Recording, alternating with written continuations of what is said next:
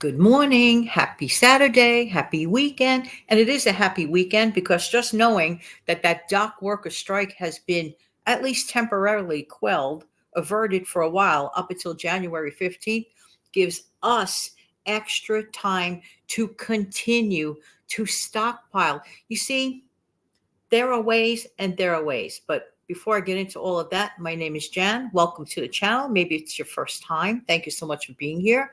And for the loyal folks that come back and come back and come back, hello. I appreciate every single one of you. So why don't we just do this? Start off with a clean slate, okay? Now, some folks decided, and with good reason, to begin a stockpile. Maybe they were afraid to, maybe they thought they didn't matter. But then, given a few different circumstances, there were many moving parts about stockpiling. Now, of course, what happened with me with the refrigerator situation and all that, and I am, beginning to restock my refrigerator, little by little. Rome wasn't built in a day, kind of thing, getting in the major stuff, whatever. And of course, to rebuild and replenish my stockpile, because that's what you do. When you have a hole in your stockpile, you right away fill it up all over again and put back the good stuff. That's an important thing to do. Okay. So I'm wondering how many folks were inspired by recent events? What's another recent event that occurred this week besides the strike? Okay. Well, as you can tell, there, terrible weather events that really, in some instances, it had people have to remain at home and to rely on, the stuff at home, like the non-perishables. I mean, you just don't know when the power is knocked out. Power can get knocked out whether there's a major hurricane.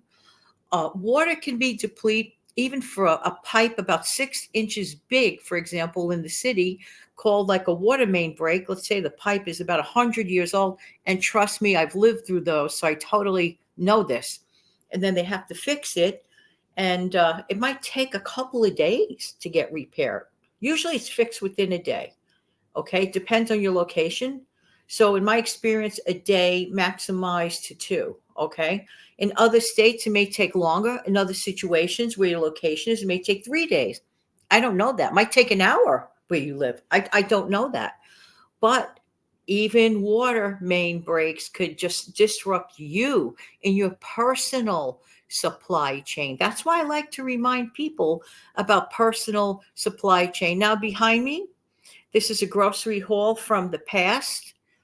This was mine. This was about a few months back. So I decided to take a picture of it. It's nice to have that on the green screen in the background. And yes, I love good old Nathan's Franks. They're great for the freezer. A tip about Frankfurters, no matter what company that you buy, that has worked for me. Okay. If you have a family, let's say a small family of one or two, okay, take, let's say, the amount that you would use normally. Let's say if your partner, your husband, your kids, whatever, just for yourself, if it's a family of one, and wrap it up individually. Because then once you like open the whole pack, you just don't throw it in the freezer like that. It's hard to, break them up and stuff. At the time when you get them, wrap them up and then put them in bags. If you need two of them, you could take it from the freezer frozen and boil them up or fry them up or grill them up or even bake them. I have baked my Nathan's Franks, for example, using nonstick spray. And what else I do is get a small can of my favorite bush beans. I know I'm not getting an extra dime for mentioning these companies. But anyway, take a small can, set up the whole pan. The frankfurters on the left. I'm left-handed, so I'll put my frankfurters on the left. And on the right side, I will pour my little can of bush beans, whatever. And if you enjoy sauerkraut, some people do. Sometimes I have to be in the mood of it, okay? And I have a nice little recipe for, like, if you like to put onions on top of your frankfurter. And that's the easiest one ever. Saute fresh onions, the kind that you like, in a little bit of butter with a little bit of garlic powder. Turn off your stove, your source of heat. Put on top of that either or ketchup or barbecue sauce. Now, when I was younger and the thought of somebody putting ketchup on a frankfurter, I was like, no. But then when I tried it this way with the onions, because they sell it like that in the streets in the city, I'm like, wait a minute. I could do this. They also sell it prepared. But if you want to make it fresh, that is like the easiest way to try it. Oh my word. Any topping on those, really, really good. And they come in handy. I know I'm getting hungry just thinking about it. But I have a question. Who regrets going shopping recently? I'm just curious. Hmm. I wasn't going to ask, but I said, well, there might be one person or two that might have said, maybe I went shopping too soon. No, you didn't. Actually, you just hit the jackpot. What? Yes. Why do I say that? It stands to reason to think there was a backlog. Think about this of the shipping, okay? Even if it was just like 3 days, 2 or 3 days, they're backed up. That's going to cause delays. It's probably going to cause some increases. And that increase, it wouldn't surprise me. Like I said, I'm no expert in economy, but it wouldn't shock me if it raised some prices. Okay. I'm just saying, I heard from someone on the news on mainstream that said, actually, it was on a cable news show. Let me correct myself. Just want to correct myself that they believe that the price of fresh chicken due to the recent events, it's probably going to be a heck of a lot cheaper around now to get the boneless chicken breast. So I just thought that I would, raise your eyebrows about that one, just in case that's true. If that's the case, what are you going to do? You're probably going to stockpile it in your freezer. And that's the other point that I wanted to make. I have to tap a button to get to a video clip. I'm sorry. All right. I'm just saying. Thank you. All right. So, you know what? Please don't forget to do the following. No, no, no, no, no, no, no. I shut you off. No, no, no, I'm not shutting you off. I don't mean to shut you off. Okay, wait a minute. The wrong clip. Let's try it again.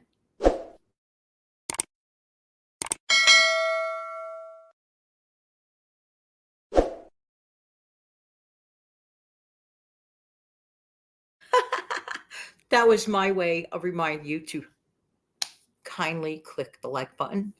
Let me see. Okay.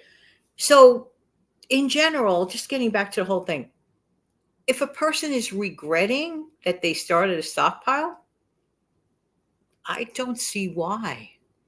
Okay. Because I expect prices to go up. I just do. So put it that way, you're ahead of the game. The cold weather is coming. There's really not too many defenses as to, why not?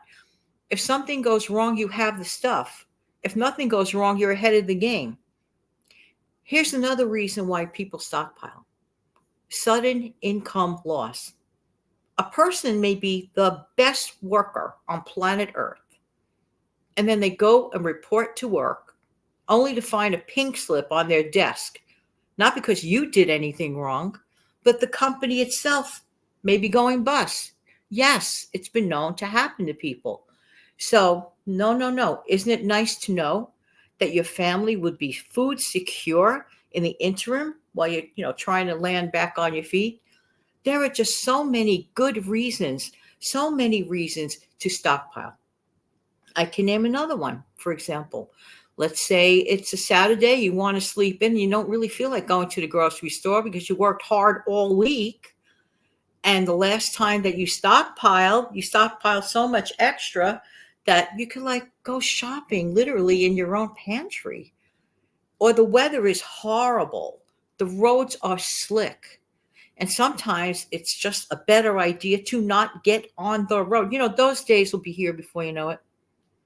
And in some parts of the world or the country, the weather is starting to get in that direction. Okay.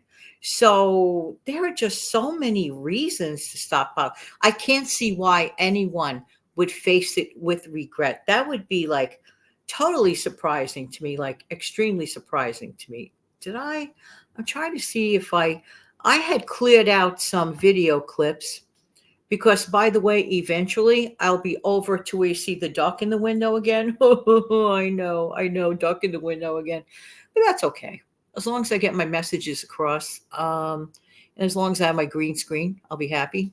So green screen does it for me. Let me see what else. Okay, so yeah, honestly, I wouldn't know why anyone would live with regret about being ahead of the game. It's like you gave a gift back to yourself. And as you watch your stockpile grow and grow, it may not be overnight. It doesn't have to be overnight. Here's the beauty part. This is just an example, okay? Now, regarding that dock strike, right? Okay, tensions are averted right now for the moment until January 15th. Yes, the bird clock. Okay, I let it play. I like it. All right, so here's the thing. Now, for those who are beginning, you have more leeway now. In fact, I consider it like a reprieve. Like, I really want to stop. We were just like this close to like, like now to have an opportunity. Take this opportunity. Ask yourself, well, I'm okay for now. You know, I got, Christmas coming and all that. I get that. Okay. But isn't it better to be ahead of the game? If you could find better prices, when you find the better prices, I have noticed, okay, for me, in my area, you have to check your own area, okay? I have found for myself from Halloween through the end of December, I can get better prices on canned goods. Like canned goods that you open a can with. I don't mean the canning at home that, some folks do. I rely on stuff in cans because I don't can. Okay. I just don't. Okay. I'm a city person. I don't can. There's nothing wrong with canning. Here's what I like to do. I like to keep things in the freezer. And let's go over that for a second. Many times people think that stockpiling is only that area where we always see the shelving, like the other day I showed you my friend's stockpile, her area, her pantry, her shelving. That is part of it. The other part of your stockpile, okay, is your refrigerated foods, your frozen foods, okay, foods you dehydrate, things of that nature. That is all considered as part of it. But we always think about the shelves with the longer term storage. We love those shelves, okay? And perhaps one day I will consider getting, metal shelves because you have to be careful. Even though the plastic are convenient, the ones you just like snap together like I did, I got a few of those. And it's like, a very quick short term thing or whatever, but I've been using them a couple of years. There's nothing wrong with that. I just always have to pay it in my mind to prepare to know that I can't put too many big, big, big things on there. It's plastic, where the metal racks are absolutely the best. Now, if you could get them for a fraction of the cost, look around, go to a garage sale, yard sale, maybe a neighbor's moving. They don't want the extra shelving. Maybe it's too much for their new location and they offer it to you to give them a little something for it. That's great. Anytime you see this kind of rack and you want to, continue to stockpile, it is great. And to be honest with you, a person that lives even in a small apartment can stockpile. A lot of people feel, well, I don't have enough space, Jen. You could just get a wall. You could just get a table, an occasional table that you might be using anyway. Get a long cloth. Box up your stuff. Get an under the bed box for canned goods, okay? For canned goods under the bed. There is so much space under a bed. And it's kind of like wasted space. Some beds, of course, you have the pull-out drawers, right? Okay.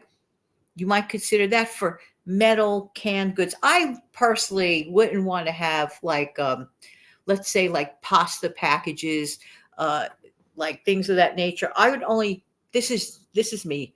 Everybody's got their own preference, but you do what you do. And if it works for you, whatever, in your situation, I would just prefer, those like little cans that may be taking up a lot of weight on the shelf. But be sure that if you do something like that under your bed, make sure that you can easily pull it out, okay? Like a pull-out drawer, or I don't know, set it up that you could just easily pull out that under the bed box, okay? But that's a lot of area. Let's say a person has a full size or queen size, and imagine a king size bed. That's a ton of space going, not to waste because you'll be sleeping, but the footprint is a lot of space. I'm curious to know, How many folks out there have had space challenges? You want to stockpile, you know the reasons for it, you think it's a great idea, you like personal food security, you like to do it a little bit at a time. How many of you have space issues, and what have you done to correct that, to help you along? If you live in a tight space, you could even live in a house and having a tight space issue. Okay, because just because you're in a house doesn't guarantee you space. Okay, you might have a whole bunch of family there, you're sharing the space, or other things, obviously, family materials, clothing, shoes. You see where I'm going with that. So every space is different. And I am really curious to know what you guys do to cope with space issues regarding stockpiling. So I'm going to go in a second. But are you glad that you began your stockpile? Let me know that in the comments section below. Do you think it's possible to stockpile a beginning stockpile with something as little as $5 or $10? Absolutely, yes. Okay. And that's a great place to start. A person can start with a plan. I'm only going to spend or put aside $5 this week for stockpiling. Or just make it a habit that every single time you go to the grocery store, you're going to look around your home or apartment and see and assess what you need to put away. Look up the things that you will need to contribute to your longer term stockpile. Get the things that you need for your shorter term stockpile and take it from there. With as little as a couple of bucks, you could start. And even for practice, if you have a bunch of canned items, metal cans, okay, in your kitchen cabinets, you could designate a space off, an off space for your makeshift pantry. Take a couple of cans out of there and begin right this minute. You could begin your stockpile long term right this minute by going into the stuff existently in your kitchen and say, hey, wait a minute, I have 10 cans of string beans. I could take maybe 2 of them away and begin my stockpile for future storage. Or wait a minute, I purchased 6 pouches of instant mashed potatoes. They're just laying around in the kitchen somewhere. You could take a couple out for now and just within your own space, without costing you an extra dime, just skim off some of the stuff that you already have and begin your longer term stockpile. I could promise you this. The best thing that I did was knowing when my refrigerator was down and I had my own personal, supply chain issue problem, I knew my stuff was there. And I was totally, totally A-okay. That's a good feeling. Please do not regret if you already started to stockpile and maybe believe you spent too much. In all probability, you saved a bunch of money. Thank you so much for being here. I really do appreciate everybody's time. Please come back in the future for some more shows. Have a great day and the remainder of your weekend as well. Take good care of yourself and your amazing family. Have a good day.